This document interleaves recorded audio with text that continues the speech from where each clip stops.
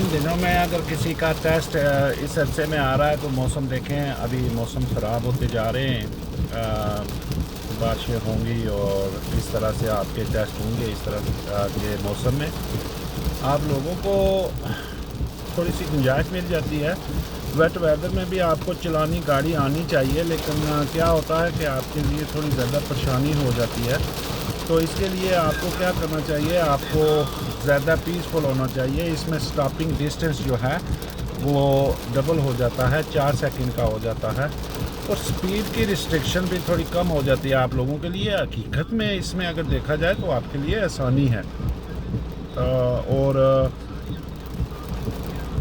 آپ اگر اس طرح کے ان دنوں میں اگر آپ ٹیسٹ کے اوپر جا رہے ہیں تو آپ یہ ذہن میں رکھیں کہ اس طرح کے موسم میں آپ بالکل آپ کے لیے آسان ہو جاتا ہے کہ آپ گاڑی اور آہستہ چلائیں، سیفٹی کو اور خیال میں رکھیں، اور زیادہ تر اس کے اندر سپیڈ کا جو ایشو ہوتا ہے وہ آپ کو اور زیادہ گنجائش مل جاتی ہے۔ تو اس لیے آپ اس طرح کے موسم میں آپ چونکہ ٹائروں کی گرپ زمین پہ کم ہو جاتی ہے، روڈ کے اوپر سکیڈنگ کے زیادہ خدشات ہوتے ہیں، زیادہ چانسز ہوتے ہیں، تو آپ لوگ گاڑی کو پھر آرام سے چلائیں، یہاں پہ سپیڈ کو زیادہ تر مد نظر نہ رکھیں، اور پھر آپ لوگ پاس بھی ہو سکتے ہیں۔ اب چونکہ پہلے ہی کمزوریاں ہوتی ہیں، پہلے ہی خدشات ہوتے ہیں، اور پہلے ہی آپ کو وہ نروز کا سلسلہ ہوتا ہے، تو اس لیے بے شمار چیزیں وہ یادداشت کی صورت میں چلی جاتی ہیں، آپ کو وہ فوراً اس وقت ڈرائیونگ کی صورت میں نہیں آ رہی ہوتی ہیں۔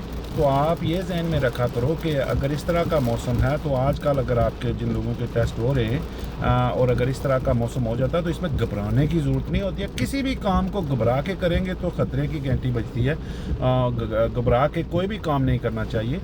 لیکن اس صورت میں اس صورتحال میں ویٹ ویدر میں آپ کو پتہ ہے فالوئنگ ڈسٹنس ڈبل ہو جاتا ہے۔ نارمل ڈرائی ویدر میں 2 سیکنڈ کا سٹاپنگ ڈسٹنس ہوتا ہے۔ What you think that you can stop your car safely under any circumstance.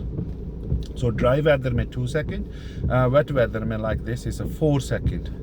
So basically 2 کو 2 گاڑیاں لے لیں، 4 سیکنڈ کو 4 گاڑیاں لے لیں، اور 10 سیکنڈ جو آئسی کنڈیشن ہے ان کو 10 گاڑیاں لے لیں۔ تو اتنا آپ کو فاصلہ رکھنا پڑتا ہے تاکہ اگر کسی انہونی صورتحال میں آپ کو بریک لگانی پڑ جائے تو you are under full control of your vehicle. تو اس میں گھبرایا نہ کریں، زیادہ تر اس میں گاڑی کو اور آہستہ کر لیں، کیونکہ وہ آپ کی جو آبزرویشن ہوتی ہے وہ ریسٹرکٹیڈ ہو جاتی ہے۔ گاڑی کو سٹیم کرنا سے نکالنا، گاڑی کا وائپر آن کرنا، اسی لیے یہ سب چیزیں آپ کے لیے بہت زیادہ معنی رکھتی ہیں۔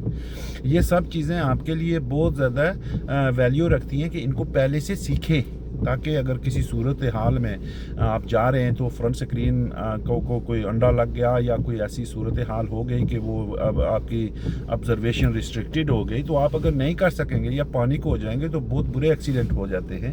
تو ان کو بچنے کے لیے آپ کو گاڑی کے جو کنٹرول ہیں، پچھلا ڈی مسٹر، ہیٹر اور وائپر، یہ کم از کم، اور خاص کر کے ڈوروں کو کھولنے کا، ان لاک کرنے کا، بہت سی گاڑیاں ہیں وہ نیو ٹائپ کی گاڑیاں وہ بند ہو جاتی ہیں، لاک ہو جاتی ہیں، اور اگر کوئی صورتحال ایسی بن گئی کہ ایکسیڈنٹ ہو گیا تو آپ کو اگر کھولنے کی پتہ ہی نہیں ہے گاڑی کو، تو کیا ہوگا پھر کہ باہر سے آپ کی کوئی ایڈ کرنا مشکل ہو جائے گا، زیادہ ٹائم لگے گا ان کو۔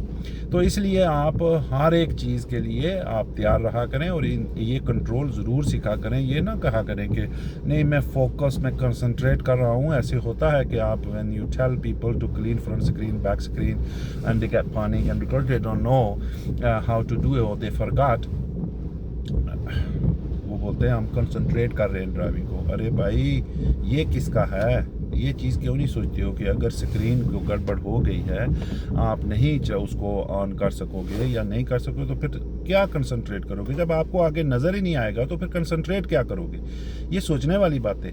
تو اس لیے آپ ویورز ڈرائیونگ کے لیے آپ کے لیے یہ سب سے زیادہ ضروری ہوتا ہے کہ آپ پہلے گاڑی کے کنٹرول کو انڈرسٹینڈ کریں، تاکہ آپ کے لیے کوئی اس طرح کا اگر انہونی ہوتی ہے تو آپ کو گاڑی کا پورا کنٹرول سے آپ واقف ہوں، تاکہ آپ کسی سے ہیلپ لے سکیں یا کسی کو ہیلپ دے سکیں۔